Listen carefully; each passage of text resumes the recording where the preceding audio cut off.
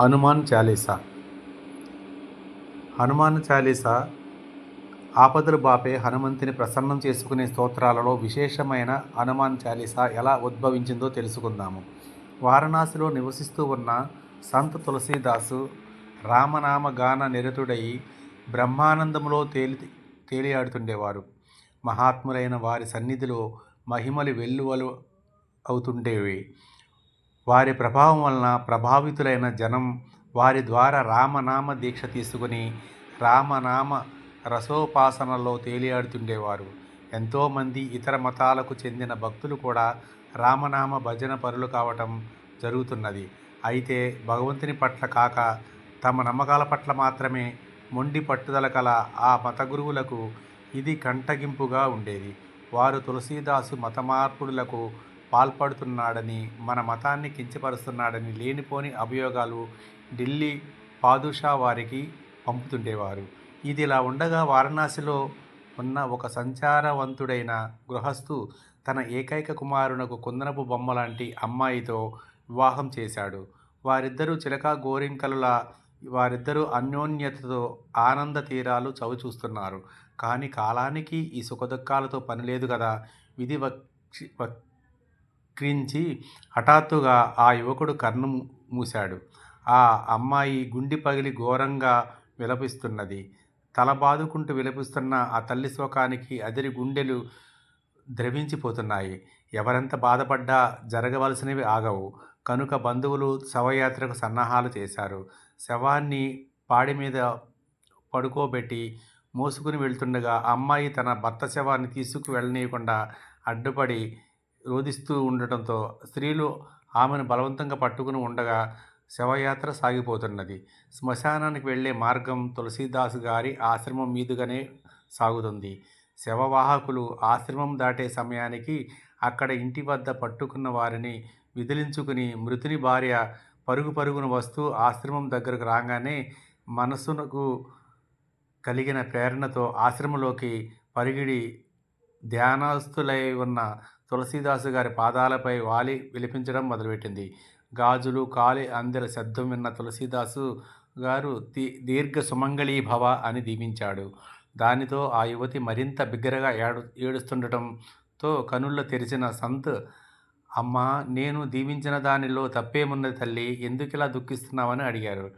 అప్పుడు ఆమె, తండ్రి నాలాంటి నిర్భాగ్యురాలిని దీవించి తమలాంటి మహాత్ముల వాక్కు కూడా వ్యర్థమయ్యేనేదని బాధపడుతున్నాను అని దుఃఖిస్తూ పలికింది. అమ్మా, నా నోట రాముడు అసత్యం పలికించడే, ఏమైందమ్మా అని అనునయించాడు. తండ్రి, ఇంకెక్కడి సౌభాగ్యం, ఇదిగో నా తలరాత నా పసుపు కుంకుమలు మంటలలో కలిపేందుకు వెళుతున్నది అని విలపించుట తట్టుకోలేని ఆయన లేచి వెళ్ళి వాహకులతో ఆ శవాన్ని ఆపించాడు. అయ్యా, కొద్దిగా ఆపండి అని ఆపి ఆ శవం కట్లు విప్పి రామనామాన్ని జపించి తన కమండల జలాన్ని చల్లాడు. దానితో శవములో చైతన్యం వచ్చి ప్రాణం పోసుకున్నది. అది చూసిన జనం జేజేలు పలుకుతూ వారికి భక్తిపూర్వకంగా నమస్కరించారు. దీనితో ఆయన గురించి మరింత ప్రాచుర్యం జరిగి తండోపతండాలుగా జనం వారిని దర్శించి రామనామాన్ని స్వీకరించి జపించటం ఎక్కువైనది. అదే అదునుగా భావించిన ఇతర మత గురువులు ఢిల్లీ పాదుషా వారికి స్వయంగా వెళ్ళి తులసీదాసు రామనామము గొప్పదని చెబుతూ తన మతస్థులను అమాయకులను మోసం చేస్తున్నాడని పలు ఫిర్యాదులు చేశారు. దానితో ఢిల్లీ పాదుషా విచారణ కోసం సంత్ గారిని ఢిల్లీ దర్బారుకు పిలిపించారు. తులసీదాసు గారు, మీరు రామనామం అన్నిటికంటే గొప్పదని ప్రచారం చేస్తున్నారట, నిజమేనా అని పాదుషా ప్రశ్న. అవును ప్రభు, సృష్టిలోని సకలానికి ఆధారమైన రామనామ మహిమను వర్ణించనెవరితరము. అలాగా రామనామంతో దేన్నైనా సాధించగలమని చెబుతున్నారట, నిజమేనా? అవును, రామనామంతో సాధించలేనిదేమున్నది, మరణాన్ని సహితం జయించగలదని చెప్పారట. అవునా ప్రభు, రామనామానికి తిరిగేమున్నది. సరే, మేమిప్పుడొక శవాన్ని తెప్పిస్తాము, దానిని మీ రామనామం ద్వారా బ్రతికించండి, అప్పుడు నమ్ముదాము. క్షమించాలి ప్రభు, జనన మరణాలు జగత్ప్రభువు ఇచ్ఛానుసారంగా జరుగుతాయి, మన కోరికలతో కాదు. చూడు తులసీదాస్, మీరు మీ మాటను నిలుపుకోలేక, మీరు చెప్పే అబద్ధాలను నిరూపించుకోలేక ఇలాంటి మాటలు చెబుతున్నారు. మీ రామనామము మీరు చెప్పినవి అబద్ధాలని చెప్పండి, వదిలేస్తాము అని పాదుషా ఆగ్రహించాడు.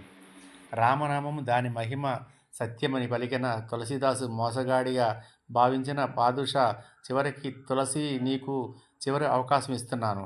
రామనామం అబద్ధమని చెప్పి ప్రాణాలను దక్కించుకో లేదా శవాన్ని బ్రతికించు అని మొండిగా ఆజ్ఞాపించాడు.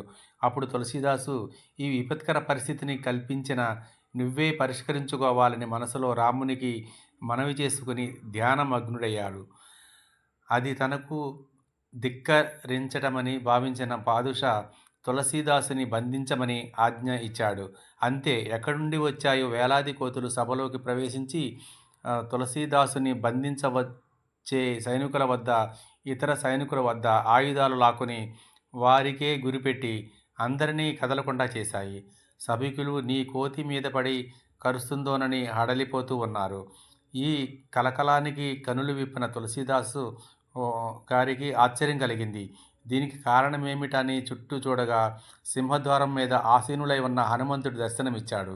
దానితో వడలు పలికించిన సంత్ జయ హనుమాన్ జ్ఞానగుణసాగర అంటూ 40 దోహాలతో ఆసువుగా వర్ణించాడు. దీనితో ప్రసన్నుడైన పవనసుతుడు, తులసి నీ స్తోత్రంతో మాకు ఆనందమైనది, నీకేమి కావాలో కోరుకో అన్నారు. అయితే మహాత్ములు ఎప్పుడూ తమ స్వార్థం కోసం కాక లోకక్షేమం కోసము మాత్రమే ఆలోచిస్తారు.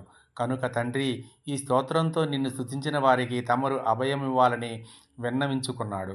దానితో మరింత ప్రియం కలిగిన స్వామి తులసి మాకు అత్యంత ప్రీతిపాత్రమైన ఈ స్తోత్రంతో మమ్మెవరు స్తుతించిన వారి రక్షణ భారం మేమే వహిస్తామని వాగ్దానం చేశారు. అప్పటి నుండి ఇప్పటి వరకు హనుమంతుని చాలీసా భక్తుల అభీష్టాలను కామధేనిపై నెరవేరుస్తూనే ఉన్నది. జై హనుమాన్, జై జై హనుమాన్. రామ లక్ష్మణ జానకి, జై బోలో హనుమానికి.